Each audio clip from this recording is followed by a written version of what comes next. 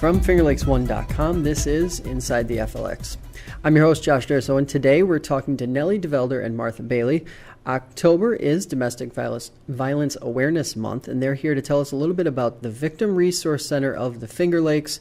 It's a private, nonprofit, domestic, sexual, stalking, dating, violence, and child abuse services agency based out of Newark. I hope I got everything, guys, because you guys cover a lot of ground. We do. We cover quite a bit. Thank you both for being here. Thank you for having us. So let's start this off by kind of talking a little bit about what the Victim Resource Center is. What is it? What does it offer the community? And obviously you guys serve a really massive coverage area. Yeah. So the Victim Resource Center, we are the domestic violence, sexual assault, child abuse, teen dating violence, stalking, and bullying agency for Wayne County, and we provide crisis intervention counseling and advocacy and direct services to all of those in Wayne County that are affected by any of those crimes. And we have the only domestic violence shelter in 4 counties, and that covers Wayne, Ontario, Seneca, and Yates. And we have a 24/7 bilingual hotline, and Nellie is our bilingual advocate. Yes, so I'm on call 24/7. I deal with Spanish-speaking clients. I cover 6 counties. That's Wayne, Seneca, Cayuga, Ontario, Yates, and I missed one. Livingston County, yes. So I am on call a lot. So next up, obviously, we have to, how did each of you get involved with the organization itself? Nellie, we can start with you. Yeah, so about 5 years ago, I've been there for 5 years now, I've met a woman who used to work for the BRC, and at that point, they were needing assistance with a bilingual advocate because the previous bilingual advocate had left. So I was like, okay, I mean, I only worked part-time, so I figured I had 2 days to spare. Why not, check it out? And I worked part-time for 3 years, and 2 years ago I decided that I wanted to do this full-time with the help of a grant, of course. But yeah, that's how I came to work for the Victim Resource Center. I was graduating college, and I knew that I needed a job, and I had had a degree in psychology, and I talked to a professor of mine actually at Brockport, and she discussed advocacy with me, and I literally got on the internet and found the Victim Resource Center, and almost 12 years later, I've been running the shelter. So how do you guys deal with covering such a large area? I think you said before we came on, five individuals serving Wayne County, Ontario County, Seneca County, Yates County. The list kind of seems to go on forever. How do you manage that, given the fact that there's got to be a really significant need? I would say we take every individual case as an individual case, and we talk to each person, find out exactly what it is that they want help with first, and let them kind of guide us as to what it is that they want to deal with. We all work really well together, and we are all cross-trained in everybody else's jobs, except for the Spanish-speaking part of it. But we really help each other out and kind of, we just kind of keep going and keep moving forward. And we all have the mindset that we want to keep every single person safe regardless of their situation. And whatever, it's their decision. It's always the client's decision whether they want to leave now or leave in the future, and how best we can help them. And we're very client-driven and safety-driven. Okay, so what types of circumstances might families or individuals find themselves in where they would need the services that you guys provide? So I can go first, just because I deal with the Spanish-speaking population. The majority of my clientele are undocumented persons. As undocumented persons who are victims, and they cooperate with law, letting somebody know about the crime, they qualify for benefits such as work permits, so they're here legally. We also help them with the other services that we offer in the shelter, but that's a big one for me. That's what I enjoy doing, is helping my clients reach that. They stress so much because of the fact that they're here undocumented, and that's their fear that they're going to be deported and removed from their children, and then the gratification of them receiving a work permit, it's just amazing. I've even seen families, or my clients, I should say, I have 3 of them that have actually brought their children here legally from other countries because they qualified for that service. Now, have you guys seen an increase in that type of, in that category over the last several years? Is that something that's increased? I feel that because people are starting to be more aware now of their rights, word is getting out there. I feel that in the past year, my numbers have increased because of that, because people are realizing that, yes, I do have a say. I can, there's this help for me. Mm-hmm. And Martha, if you could speak to some of the other types of circumstances, obviously domestic violence, family issues, kind of speak to what you guys see on a regular basis as far as the folks who are coming in. So as far as the domestic violence, the number of cases that are coming in, that has increased quite a bit.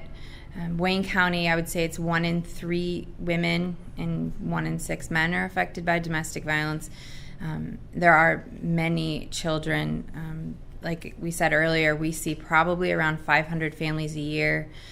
The shelter specifically, if somebody doesn't feel safe in their home, they don't feel safe to go to a family member's, or they don't have a family member that is willing to take them in or is able to take them in, then they will come seek the shelter, and they can stay there for up to 90 days so that they're safe.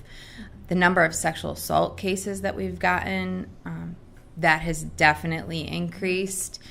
The number of teenagers that are being sexually assaulted has kind of skyrocketed at this point, because we do have the SANE program as well. Now, is that something, obviously you guys, I'm assuming, get into schools and talk to kids and do that sort of thing. What do you guys sort of teach to or speak to kind of help that next generation understand what's healthy versus what's not? I go into and do presentations and outreach to several schools in the Wayne County area, and we really focus on power and control in the different types of abuse, the cycle of abuse. It's more of an interactive conversation, so the kids are actually giving me examples of each of those, and they become more aware that, oh, this is a problem. This happened to me the other day. There was one school I went into, and a kid stood up in the back and was like, I told you that it was a bad relationship. Nobody would listen. And the ways to get help, and that it's not a taboo subject. It's not something that we need to be afraid to talk about, because it does happen every day. In the United States, it's every 9 seconds that somebody's being affected by domestic violence. So to kind of hear that and to have that conversation and then open dialogue within their classroom, I think makes kids feel more comfortable to say what's going on, or what's going on in their home or in their relationships.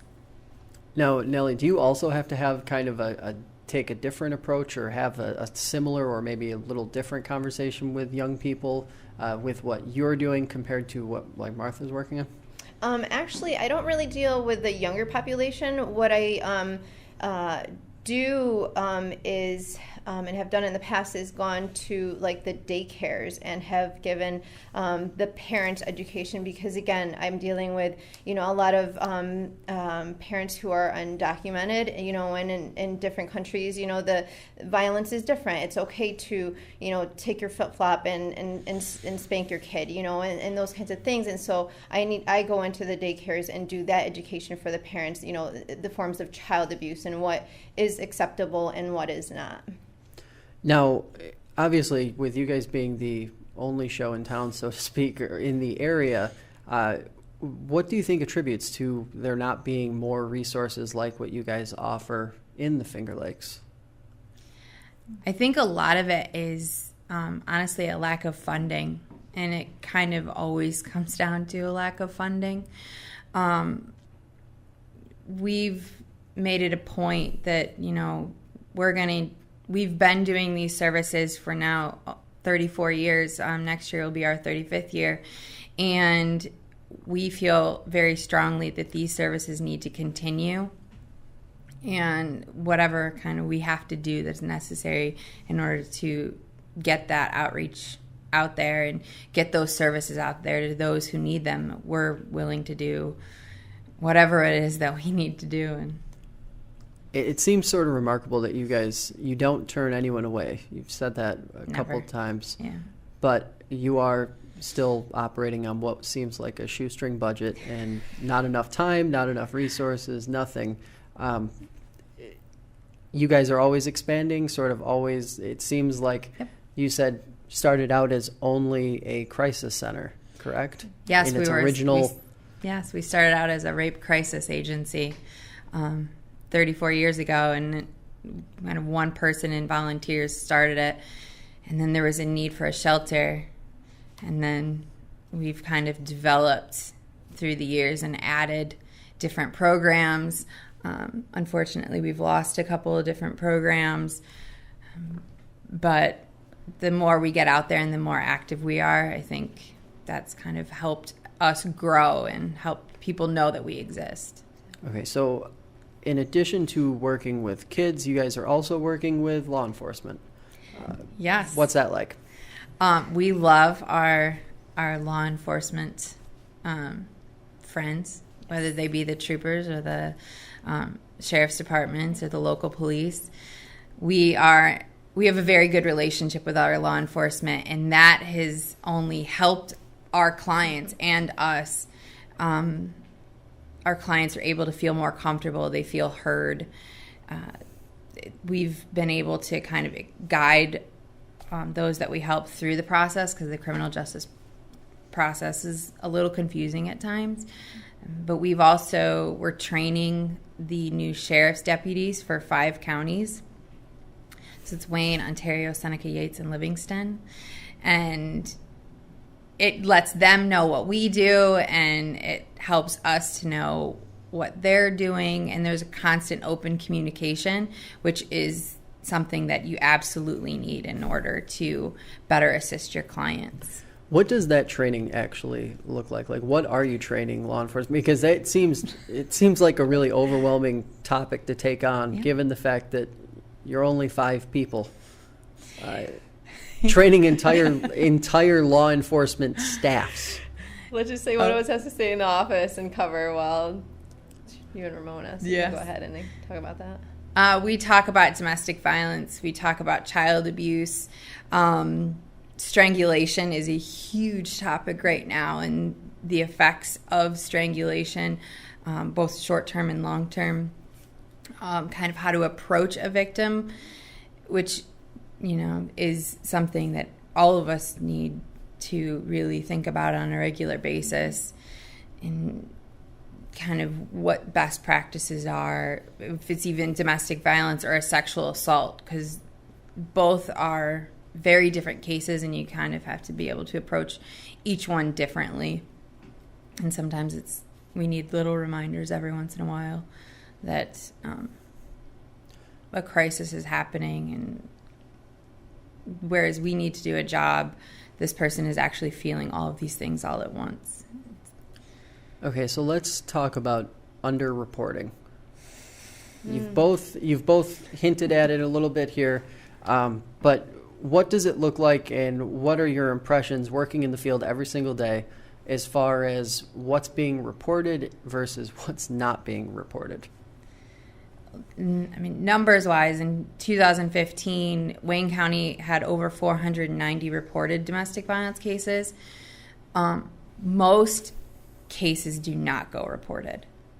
For whatever reason, there's a shame associated with it. They don't want kind of the world looking in and seeing that this is what their family actually is consisting of, or this is the pain that their family has been going through. They may have been told, if you call the police, I'm going to kill you, or something bad's going to happen to you or your family members. They don't want any of that stuff to happen, obviously, so they will completely shut down and completely not say anything. There are thousands of reasons why things don't go reported, but the sad thing is that most of them don't. And Nellie?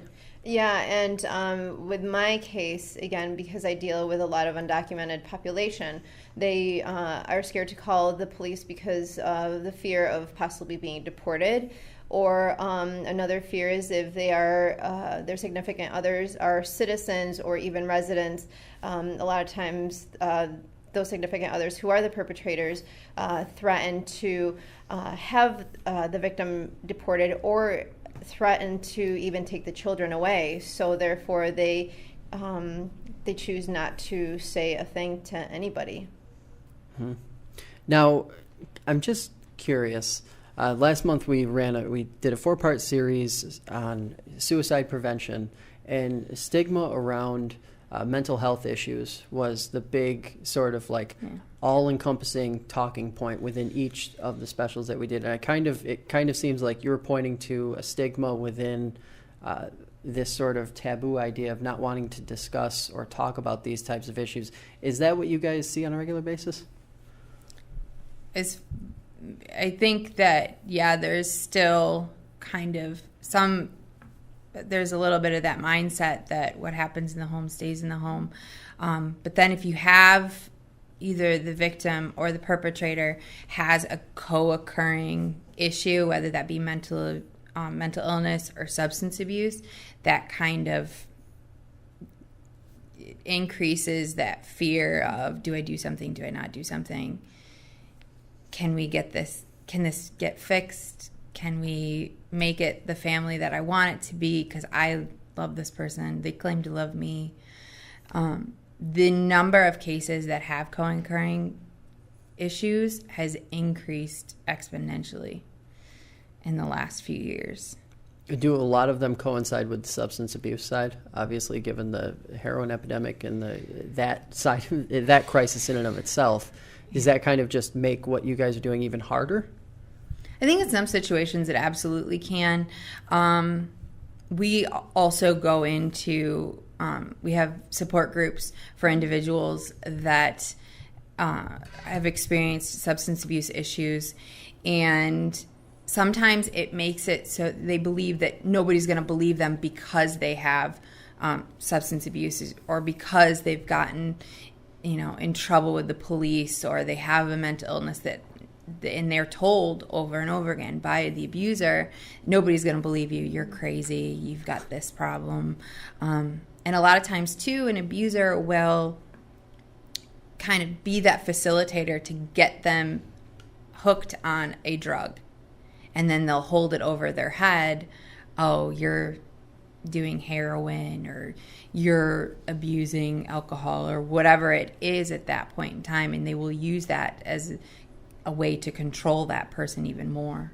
And that doesn't prevent you guys from actually helping those individuals, correct? Absolutely not. Anybody who wants our help at any point in time, we are more than willing to do whatever it is that we can do, even if that's simply somebody to listen and somebody to believe them and somebody to say, you're not alone, you're not by yourself. We will do whatever we can in order to help anybody. Now, I have to ask both of you, of course, what can the average person who's listening to this right now do to help move this really tough issue in the right direction? I would say, educate. If you know of anybody that is in an abusive situation, or even a perpetrator, if you know of a perpetrator and you feel that they can get help, talk to them. But especially, a victim, let them know that there are services out there to help them out. As Martha mentioned earlier, we have, we go above and beyond to try to help our clients with any service that they may need, pretty much. So yes, just educate and let people know that we are here. We are here to help. We're here to listen. Good job, Nellie. I'm assuming you agree. I do agree. But yeah, if there is somebody that you know that is in domestic violence, or there's child abuse issues or sexual assault issues, whatever the case may be, certainly give them our phone number. Let them know that we're here to listen. If they simply just want to call our hotline and ask questions, they don't necessarily have to give us, their name or anything. If they just want advice, we can certainly do that 24/7. And if, it might take more than that one time you giving them our phone number, but eventually when they're ready, they will make that call. And, we're here to help is the only, no judgment, here to help in any way, shape, or form. Yeah, and I may just add to that too, especially because we live in an area where there are lots of farms, etc. And if anybody out there who may know of a farm worker or that may need assistance, please give them our number, because there is a Spanish-speaking person, which is me, to help them out. So all the ways that people can contact you guys. Obviously, you have a phone number. You have a website. Mm-hmm. Any other ways and means that people can get a hold of you if they need help or if they're trying to find help for someone that they know or care about? We are on Facebook, so they can contact us via Facebook. We're on Twitter, Instagram. They can contact us through our website. They can email us, call us anytime. Somebody from our office is always on call. It will be either myself or Nellie or one of the other people that we work with, but you will get one of us at any given time. Very nice. Well, I appreciate you guys coming in today. Obviously a really tough subject, but something that needs to be talked about. Thank you for having us. Thank you for having us. Well, that's going to do it for us today. I'd like to thank Nellie, Martha, our listeners, and FingerLakes1.com for making this podcast possible. Inside the FLX airs Sundays at 7 p.m. on Spectrum Channel 12 and is available on iTunes, Stitcher, and the FingerLakes1.com app. Thanks for listening, and we'll catch you next time.